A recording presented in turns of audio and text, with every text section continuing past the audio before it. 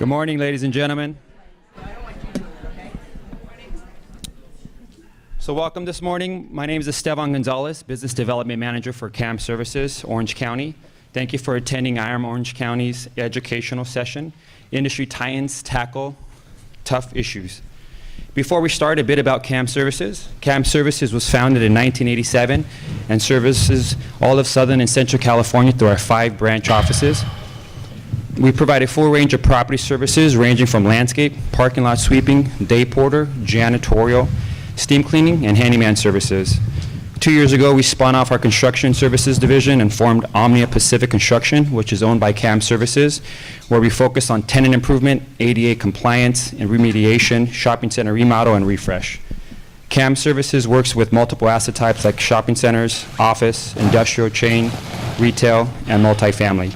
Our services teams employ the latest technologies to ensure your properties are maintained in peak condition, and we pride ourselves in our property inspection reports that are created in our custom CAM app, and we use GPS technology to manage our service crews and provide you with a high level of service transparency. My teammates Matt Bunnick, John Toth, and I welcome the chance to meet you personally today and tell you more about our company and how we can partner up with you and maintain your property's asset values in peak condition. Thank you for your attention. So now it is my great honor and pleasure to introduce our panelists.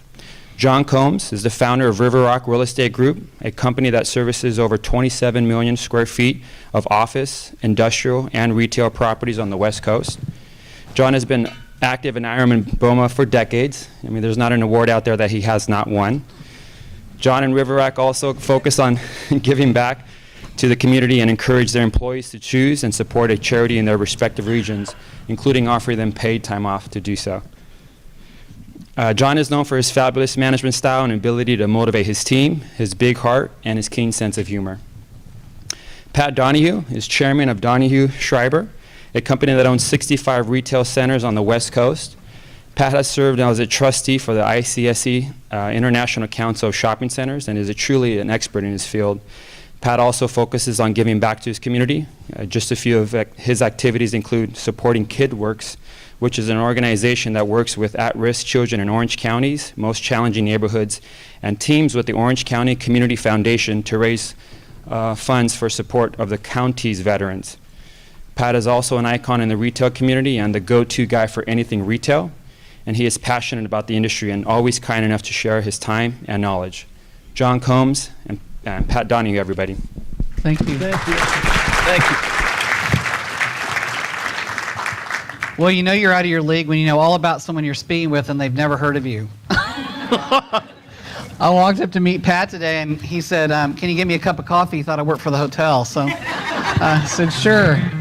Now that's a lie. Not true. It's a lie. That is not true. He is so full of it, huh? Thank you for that nice introduction. It means I'm old, so thank you. It means we're both old. Yeah, okay. So, Pat, tell us the evolution of Donahue Schriber, because it's really, you've re-engineered the firm, and for those of us who might not be in retail, it'd be interesting to hear what you've done to remain competitive and grow at the rate you have. I'm happy to, John. And again, good morning, everyone. If you've ever seen me speak and I don't have my normal energy, I just came back from ICSE in Las Vegas for three nights in that godforsaken place. So my voice is a little scratchy and oh my gosh, Stormy. Stormy Daniels was there, I heard. Well, she's looking for work. Yeah, looking for work. She was not the guest speaker at our dinner, I can tell you that. So. But let me share a little bit about Donahue Schriber with you, because as John said, we have changed a little bit from really the roots of the company. We used to be in the mall business, and I'm very respectful of all of you here on the management side, because really that's where I was when I started in the business with my late brother Dan Donahue, who's the Donahue on the name, and Tom Schriber, his business partner. And we were a small company doing big malls, so we owned and built from the ground up the Glendale Galleria. Did Montebello Town Center from the ground up. Did Galleria at Tyler, brought in Nordstrom's and did a second level there. Redid Fashion Island for the Irvine Company. Did Tustin Marketplace for the Irvine Company as a fee developer. We managed all those properties as well. So I'm very respectful of the business that John is in as a third-party provider. I do understand that business. And frankly, we're out of it now. In 1997, Dan and Tom were getting a little older, and they knew they had a little too much debt. And we went and formed a private REIT to be involved in the neighborhood center business. There was a real void in that part of it, and we couldn't compete in the mall business. We didn't have enough equity to go public. All the big mall companies, as you know today, are for the most part.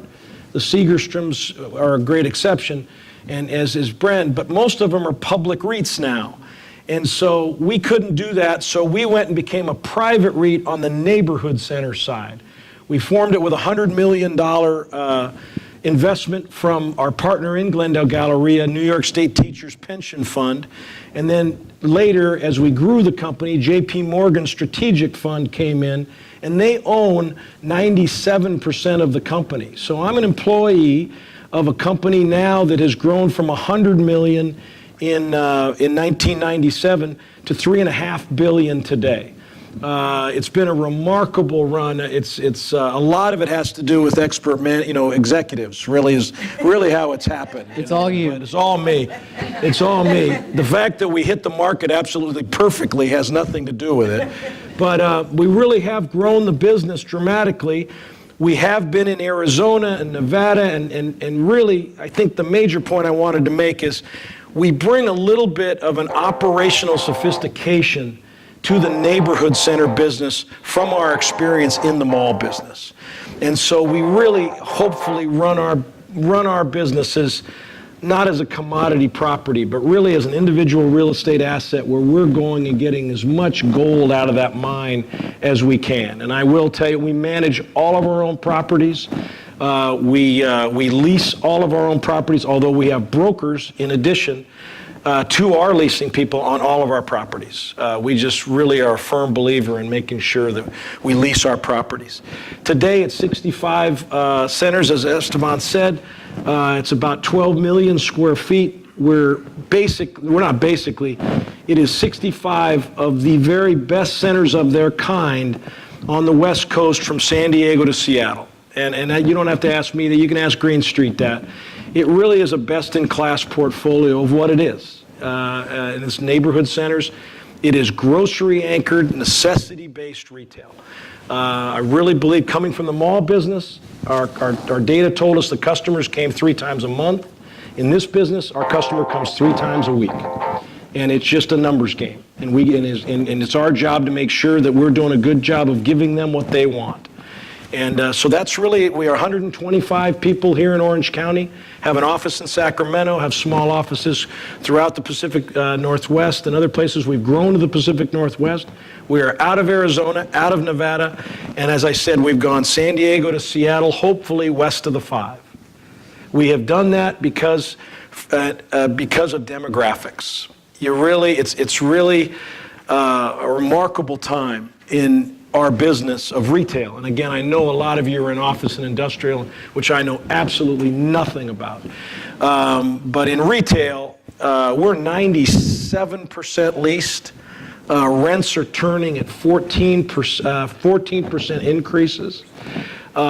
Frankly, if I didn't have to listen every day about the Kardashians of retail, Amazon, I would. It usually gets a joke, the little laugh to the Kardashians. Well, it's early. It's early. It's early. But Give them really, some wine, it'll be fine. if I don't have to listen about Amazon every day, our business has frankly never been better in my 38 years. That is just so strange to hear. I mean, that's not what we generally think about retail.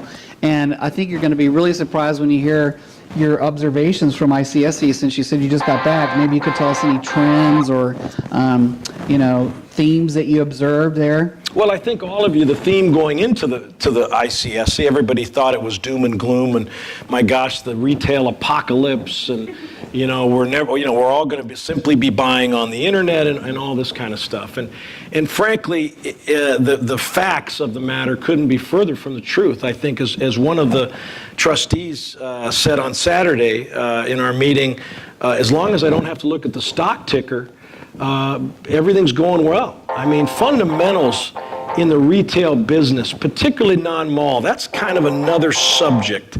And I'm not going to belabor us on that because that probably is an all-day session. There's a lot going on in the mall sector.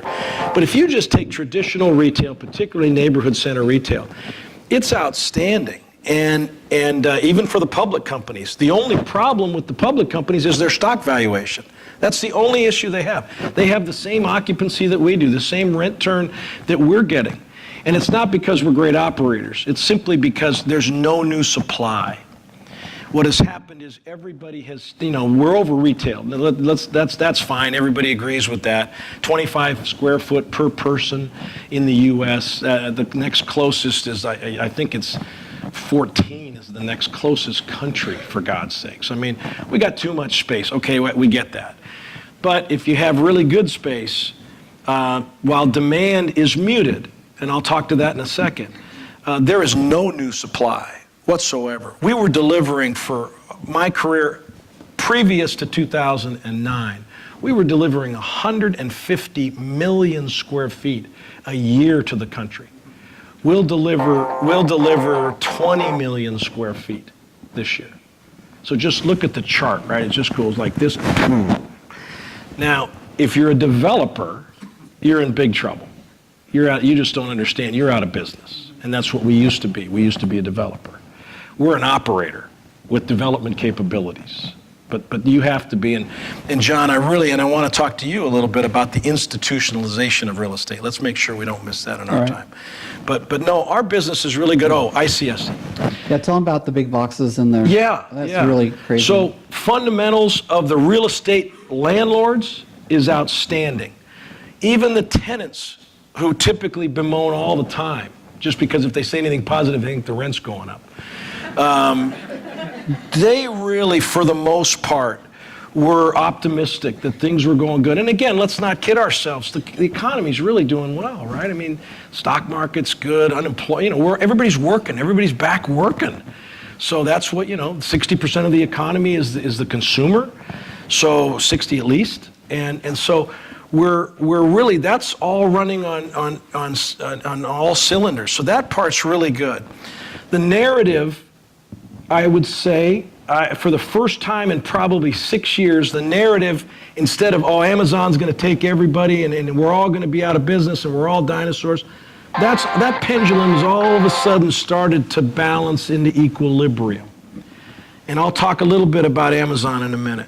But the narrative has slowed down, and that's a very positive thing. But the narrative is one thing, and then there's a lag in action, right? I mean, you talk about it, you sit, and then you go, well, okay, the building's on fire over here, you got to get the fire department. Now the fire department comes, there's a lag there, right? So now, as I told John walking in today, I'm absolutely shocked, and I want you to consider this globally for our country and globally economically of what's going on. The best retailers in the world are in this room on Saturday. I mean Walmart, which is, by the way, if you don't know this, 10 cents of every retail dollar goes through a Walmart. Yeah, you didn't know that, and that's a fact. It's staggering when you think about that, right? 10 cents of every dollar goes through a Walmart. Target, Costco, Kroger, who's second in groceries across all grocery operators behind Walmart. None of these firms are going to open a store next year. They're not going to open a new store. None of them. There is not going to be a new store. And what are they doing? What are they doing? They are all taking all of their resources, and they are all going into their existing fleet, but all resources go toward e-commerce. All resources go to e-commerce, right? Not a surprise. You're going, well, of course, they got to compete. Well, you're right. They do have to do it. They hate it. They don't want to do it because they know there is a fatal flaw in what they're doing. But can you imagine, and what I think is thought-provoking, that the best companies in the world at what they do have to go change their direction for a competitor that doesn't make money doing what they're competing with? And you said they laid off most of the real estate Oh, yeah, staff. they're gone. They're all gone. The real estate people are gone. There's resumes flying all over the world. In fact, if you need construction people, the first people you want, you go have your head on and look at who was at Target, who was at Kroger, who was at Safeway. Those people are, those construction, real estate, new store are gone. Now, they've deployed a lot of them with remodels. And the remodels are not just stores for the consumer and, hey, we're gonna do a better job of the consumer. It's all about e-commerce and delivery. It's all about the last mile. It's all about us being able to tell the stock market and all the 26-year-old analysts that we're not dead and that we have a plan, right? We have a plan for Amazon. But the part you need to consider is that every one of these people know this plan will not make them money. It will not make them money. There is no solution, ladies and gentlemen, to the last mile. You all hear about the last mile? Does everybody know what the last mile is? So from a retailer, the last mile is that point of delivery. We can get the goods to the store efficiently, right? But we can't solve the last mile. And that's the delivery, that's free delivery to your house, right? I just ordered a book last week, and I had that book in 17 hours to Laguna Beach, California for $9. Well, who could possibly make any money doing that, right? Oh, we're going to make it up on volume. Oh, really? Well, that's a good idea. You lost money on that one. You're going to keep losing money, and you're going to make it up. How does that work? And Amazon has just ordered a fleet of planes, cargo planes, that they'll drop drones down with product out the belly of the planes. And then the drones will come back and reload. It's true. They just ordered a large I know they ordered the fleet of planes. I know they ordered the planes. Please, but think about that. And UPS is changing their trucks on the top so that it opens, a drone takes the package while the driver delivers a package, it comes back to the truck, and it does it again and reloads. And those trucks are going to hit UPS trucks next year. Yeah, again, I would say, John, that until all of them, I guess my point is, until somebody shows me that they can make money doing that, I am going to be very concerned about altering the direction of my company. And what does worry me is that the biggest guys have had to do it. And again, I go back to the last mile. I don't think it's that complicated. I think everybody's spending a lot of time on it. And I think in retail, you have to think of it very simply. The last mile is not solvable because we, as the customer, provide free labor for the last mile. Well, think about it. You go to the grocery store, you load your grocery cart, you bring your groceries home. You've just supplied Vaughn's free labor for that delivery. Okay, well, we're going to have drones. Well, who's paying for the drones? Right? Uber's going to do it. Well, who's paying Uber? We're going to deliver it. No, you're paying it. How can you possibly solve to that dollar for dollar? You can't solve it. One's for free, and you have an investment on the other. And I believe there's a fatal flaw. And I think if you look at the criticism and you look at the financial statement of Amazon, and you look at the criticism that, frankly, love or hate him, our president is wrong about a lot of stuff. He's clearly right about the U.S. government subsidizing Amazon through the Postal Service. It's a $15 billion loss. They're the #1 customer. It's ridiculous what we're doing. So, Pat, I'm really frustrated because we're halfway done on our session. I know we started late. I know we are. And I just want to ask you one other question that I think people would be interested in.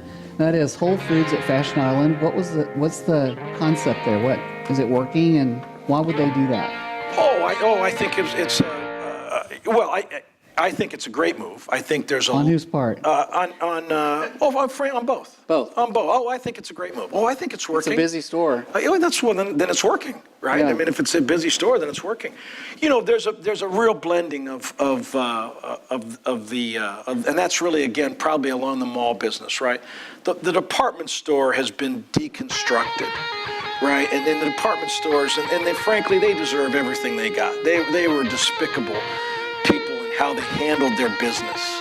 They just didn't adapt, and they you know, they wouldn't ever pay any rent, and they were so spoiled, I guess is the way to say it. I shouldn't be so outspoken about the department stores, because Nordstrom. But I'm really talking the ones that aren't here anymore, and Nordstrom's is a fabulous company. Don't get me wrong. The guys that will be standing are great companies, right?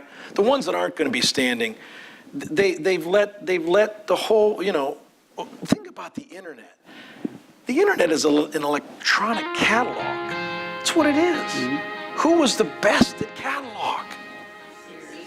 Yeah, how they doing? Right? How'd that go? Yeah, what's Dr. Phil say? How's that working for him? Right? I mean, I'm not home in time to watch Dr. I'm Phil. not either, but I know he's.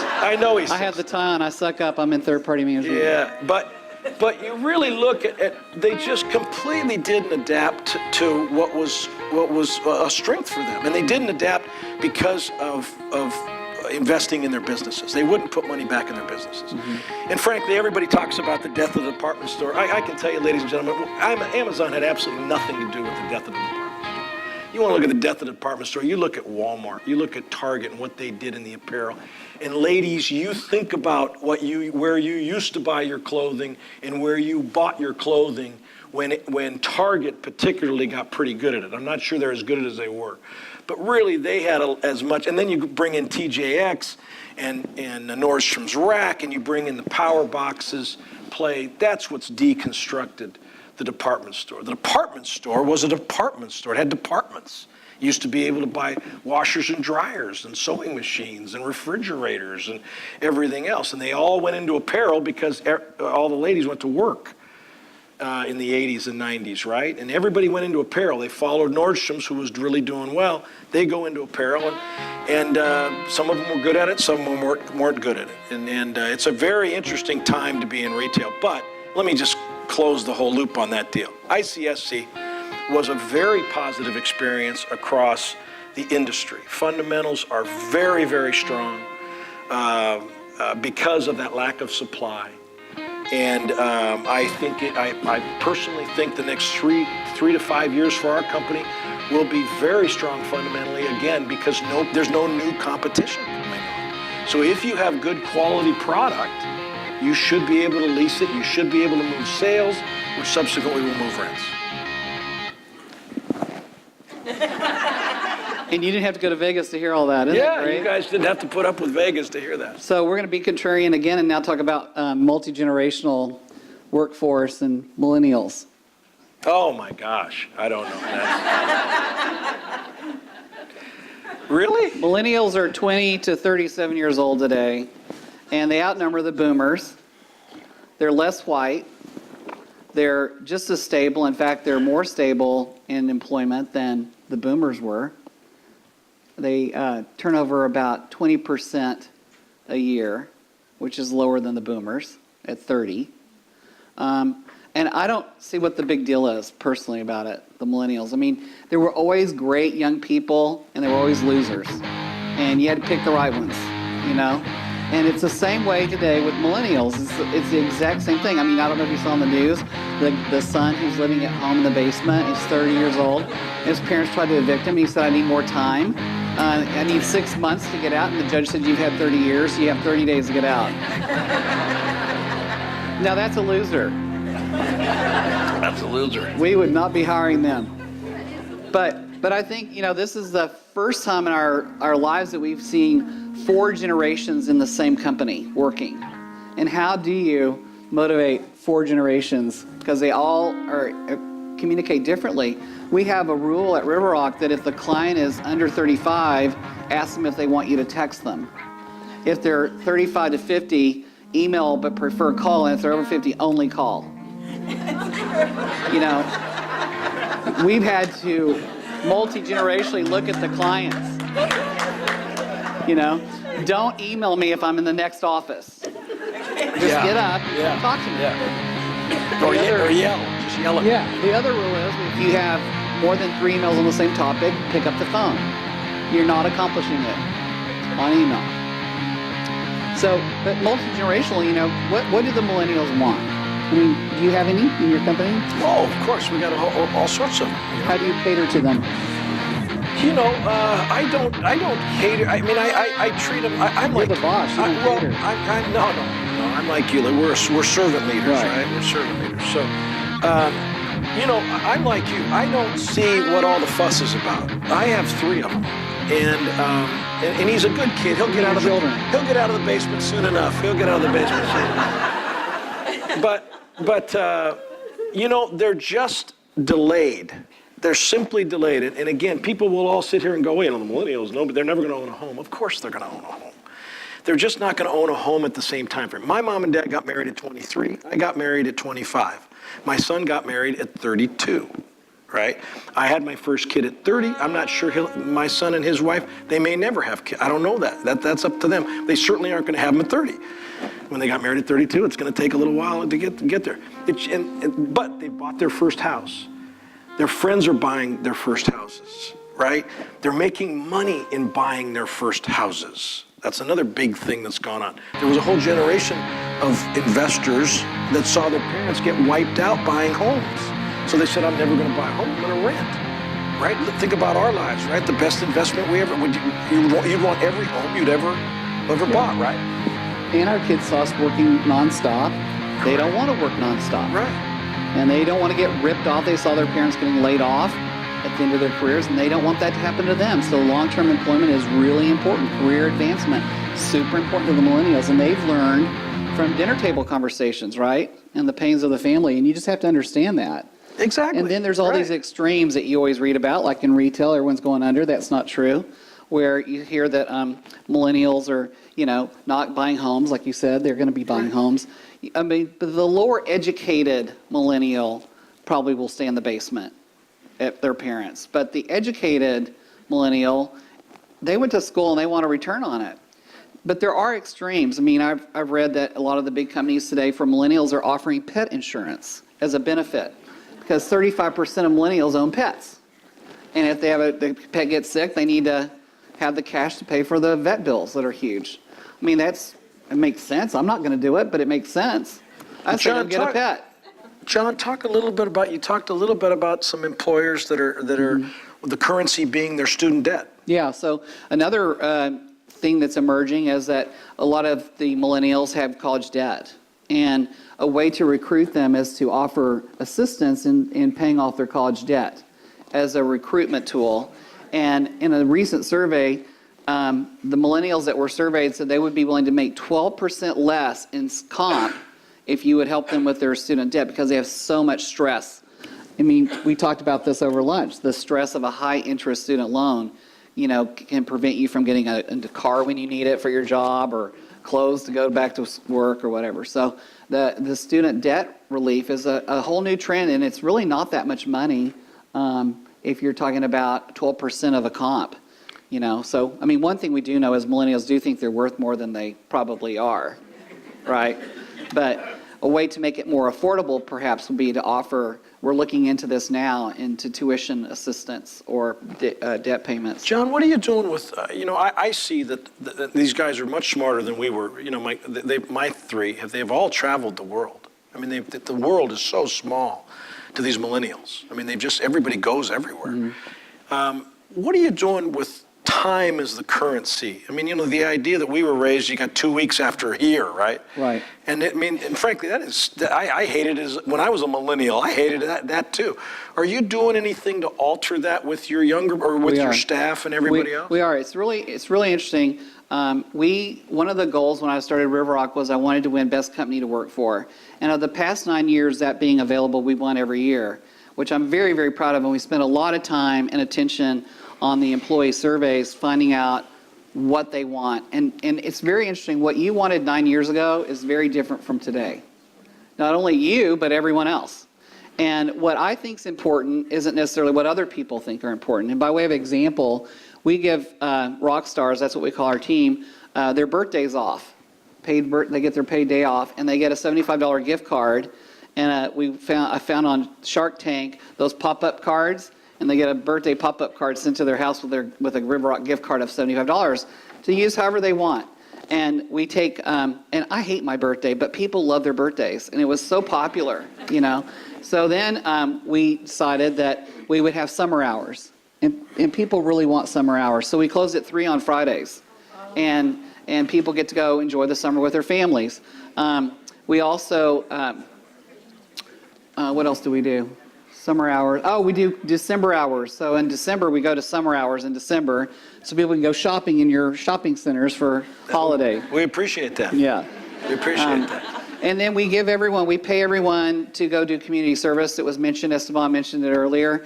And millennials really care about the community and philanthropy, and it's important to them. So we have a couple of days that people can go, and the rock stars pick in each region what they want to do for nonprofit. I don't pick for them.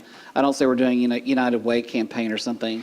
They pick what they feel tugs at their heart, and sometimes they pick multiple events to do, like Dress for Success or things like that.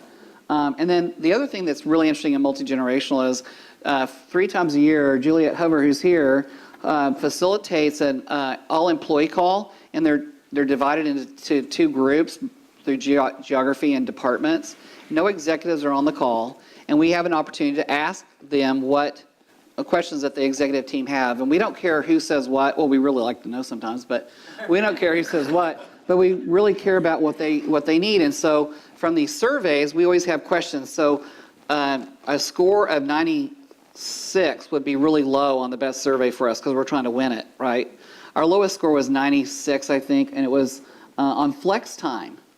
People wanted flex time. Well, I didn't know if that meant 4 10-hour days. They wanted to work from home part-time. They wanted to pick the hours and have split shifts. I just didn't know what it meant. So we said, Juliet, ask the team what they mean by flex time. That was our lowest score. And guess what it was? All those things. Yeah. Right? So it doesn't matter if it matters if we agree or we decide to do something that an employee wants, but if we don't do it, we want to tell them why we're not doing it. So we said, we're in the property management business. You have to be there when the tenants call. So try to work out whatever you need with your boss, and if you can't, call HR or call me. No one called me, so that score better be up this year. But mentorship, training, feedback, listening, respect, these are all the things that every generation wants. Everyone wants to be heard. Yeah. Everyone wants to be a part of it and feel like they're manipulating and delivering a vision, right? Yeah, no, I mean, I really think that we're spending way too much time talking about these millennials. I mean, yeah, pet insurance. Not today. I mean, as an industry, where everybody, what are we going to do with the millennials? Hey, give them a value proposition, and let them do what they're going to do. They love to go out to eat. They love to go in fitness. I mean, it's like you said, they have learned from their parents how not to do it. Right. And they're spending a lot of money in our centers doing it, and I just don't think, and they're very fickle because of the social media and the technology. I mean, they're very opinionated and they change very. I think I just don't spend a lot of time trying to figure them out. I got 3 kids. I haven't figured them out. I mean, they're good. They're good kids. They work hard. They know how to work hard, and that's the deal. That's right. And they're going to be great consumers. They're going to be hopefully great family people. And I don't think when we look back at whatever years I get on the earth and their years on the earth, I don't think there's going to be marked differences. But it's amazing the term delayed. I think that's really interesting. Yeah. It really applied when he told me that label. Yeah. Stunted would be another one. Their growth is stunted.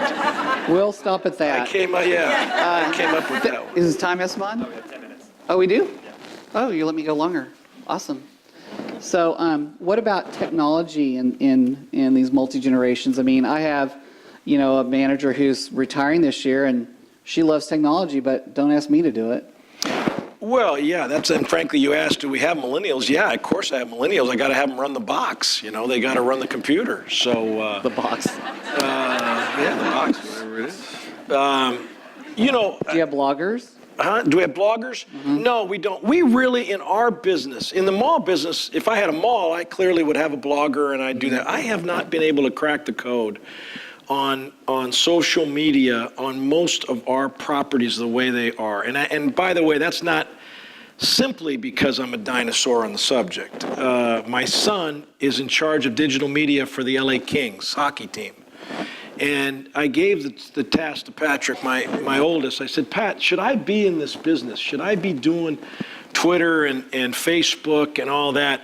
And frankly, he came back and said, Dad, it's not, you don't, if you had one shopping center, yeah, you're all about it. But 65 and the brand and what you're doing and neighborhood centers, you know, I mean, the big thing in our business today is entertainment, right? Everybody, you got to be an entertainment center.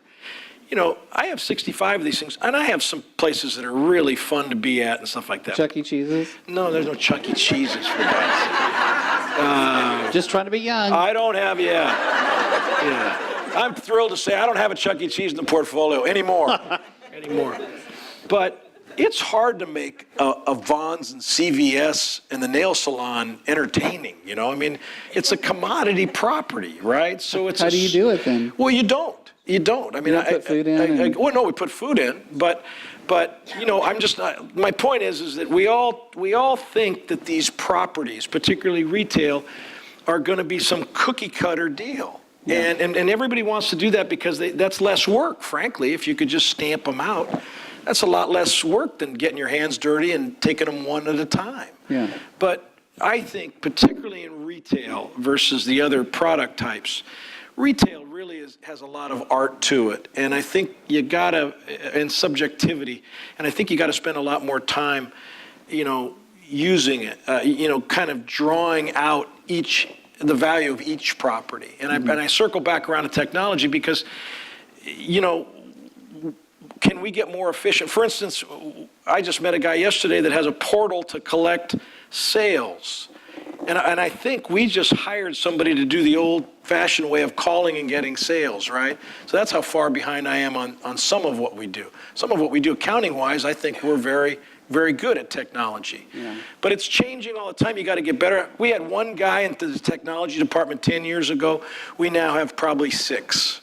Yeah. So you've actually re-engineered your teams as well for the business. Clearly. There's we're rolling out a phone app next week for managers to use on move-ins, move-outs, inspections. And it was funny, I was in a new business pitch with JN, sitting in the second row here, and the client said, well, how do you, what kind of reports will I get when you tour my property? And she goes, well, I have a phone app. She whipped it out, and I was like, wow, we got to do that. So every new recruit we get, we find new ideas. But I want to tell you a quick story. There was a store in San Francisco called the Museum of Ice Cream. And they took the old Armani store and leased, it was a pop-up for 3 months. And the Museum of Ice Cream invited all the mommy bloggers to come to the museum and see it. And they blogged about it, and now it's sold out. They've renewed their third 3-month extension, and there's a line out the door all day, every day. Pre-sold tickets for the Museum of Ice Cream. Yeah. Next to it was the Kardashians' new store. And she had police escorts last week, and both sides of the sidewalks for 2 blocks were full, and people camped out to be in the first block of 50 in the store when she was there. Craziness. Okay, we're never going to get that time back on the Kardashians, right? Let's get off the Kardashians. I want to ask you a question that we talked about at lunch, and I think is important for these folks, and particularly the younger ones in their careers. Your business from third-party management and customers, from institutions to entrepreneurial ownership, let's say. I really believe there's been a tremendous institutionalization of real estate, and I think it has a direct impact on these people in the room here. Is your business markedly different from 10 years ago in your customer base of who you manage properties for? Well, it's just like how Donahue Schriber has evolved into more of an institutional, money-owned real estate firm. All the big real estate owners are bigger and bolder, and I mean, just look at Irvine Company, how it's quadrupled in maybe 5 years. And that's what we see in our clients, is that they can't get the money out quick enough, and it's all mostly institutional money. I mean, we have a few private owners, but they're not going to get bigger. Right. Right. They're not gonna get bigger. They're not going to get bigger. No. What are you doing for, I mean, I was with somebody over the weekend, he goes, gosh, Pat, there's, in the mall business, there's a lot of kind of quasi-workouts. It's not with the banks, it's with the owners, and they're coming to third-party providers and saying, hey, help me here. I don't have the resources, I don't have the staff, I don't have anything. What are you doing with regard to is it still just a fee business? You just get a fee for doing that? And this guy goes, well, I increased the value by $40 million, and I leased this and did that, and then value, and I said, well, did you get, what happened? Did you get a success fee? Are you doing anything like that? Because You're going to make me cry. Okay. I was happy earlier. It's just a fee business, and the institutions they don't think like scrappers. They rarely want to play in an incentive game where if you increase value by X percent, they know that the market is going to increase the value regardless at this point in the cycle of frothiness in the marketplace. So no, and in fact, what's happening is, and I'm sure you all would agree, the institutional owners, asset managers, are pushing more down to the property managers, and the property managers are pushing more down to all the service providers, and it doesn't stop. So your scopes keep getting added, more reports, more forms, more this, more that, for the same staff. I mean, I don't know how they think we're going to get it done, but they're not adding staff, they're not increasing fees for us to add anybody. So what do? We hire project coordinators that are the millennials, and they're not going to work past 8 hours, 9 hours. So that's what happens. That's what so you haven't seen, because my sense on the retail side, my sense is that there is going to be an opportunity on the retail side, I have no idea the other ones, that the institutions will get to a place where they're going to give you some sort of an up if you can solve their problem. But I think retail, the big loans that are CMBS that are defaulting, I mean, it's the really, really big retail projects. Yeah. And you have to have that creativity in retail to figure it out. Right. Whereas it's not so much the case in office and industrial. You have to be creative, but not like retail. Retail is just such a different animal, I think. And we try to find retail specialists to run our retail because it's just so different. It is. It's much different. And you're dealing with people's business. I'm from a retail family. That's their livelihood, that store. Whereas in an office, it's just where they go to work. It's not their livelihood. And so they're much more emotional and much more protective. Oh, my gosh. And much more defensive and usually a little crazy to be in that business. Very. Yeah, very. Yeah. Very. How are we doing? Do you want to open Any it? questions for either one of us out in the group? It's a very shy crowd. Waiting. Thank you. You're welcome. Do you think there's a death of the traditional, big box on each end of a center with? It seems like there was an implosion for a while of big boxes going out. Do you mean in the department store in the traditional mall? Like retail, like a Home Depot on one side and maybe a big grocery store on the other side. Oh yeah, there's clearly they're in the power center business. And that kind of is what we're talking about.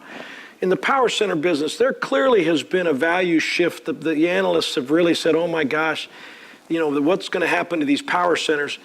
And really, it's about the depth of the alternative when the box is available, right? And so again, if you have an average or below shopping center, you're going to have a problem filling that box just because you can't go to Toys R Us anymore and some of those guys that have left. However, there's also, we're concerned about it, but we've been able to fill all of our boxes, so we had Sports Authority go out in Santa Rosa, California, power center we have up there. They paid us $13. We turned it around. It was reopened with a sports operator out of San Francisco. I think it's Sports Outlet, a really great operator up in San Francisco. He had 11 stores. We had him open back up and operating at $18 with no TA. I was just with the head of real estate for TJX yesterday, so TJX, Marshalls, Home Goods, HomeSense. They're opening stores all over the place. and very successful. And their stock's doing really well. Their stock's doing very, very well. And frankly, I think there's still a lot of runway for them because they're very smart. They're going to take advantage of some of these boxes coming available. So I think if you have a power center in Omaha, I think you got some real problems, right, of who's going to take those boxes. But I think if you own stuff in barrier to entry markets, I think you're going to fill them. We had Michael's just leave to go across the street because they get credit for opening up a new store. They're going to go across the street, right? You know, good riddance. Get out. I don't want to deal with you. You think like that, right? And TJX is going to come in and do a home goods store. So, and we talked about this, that it's a really interesting time in the marketplace because a seller might think that it's a core asset and have treated it like a core asset. And a buyer might think it's a value add play and going to put, you know, millions and millions of dollars in to turn it around and flip it. So the same asset can be viewed as core or as value add. Very interesting time. We have an asset in Pasadena that is a whole block long, and the seller viewed it as core and didn't put a whole lot of TI money in it, and the buyer viewed it as value add and is putting $30 million into it. oh my gosh. You know, so it's like same asset, same people on site. So can you imagine the manager, the general manager of that project? She's going to go from, you know, just kind of clipping coupons and white boxing vacancies to major remodel and refurb. So was the buyer or the seller was The seller was UBS, and the buyer is Core Trust. So it it's gonna be- was both institutional owners. That's right. But Usually the it's same the asset. entrepreneur So and like institution. might view that center with a, you know, without the TJ Maxx or the Sports Authority Right. or whatever it is, and flip it and view it as value add, and the seller thought it was core, Right. and very different returns. Well, that goes back to the point. These things are all individual, Yes. right? They're not. When you find yourself in a commodity proposition, that's where the problem is. You got to be able to differentiate these things and find the gold in them. So very exciting times for property managers in those arenas. Very exciting. You know, as times. properties I are agree. completely being reinvented. I agree. Thank you all very much. Thank you. You're great. You're welcome, Don. Thank you. Esteban, thank you, man. Thank you, Esteban.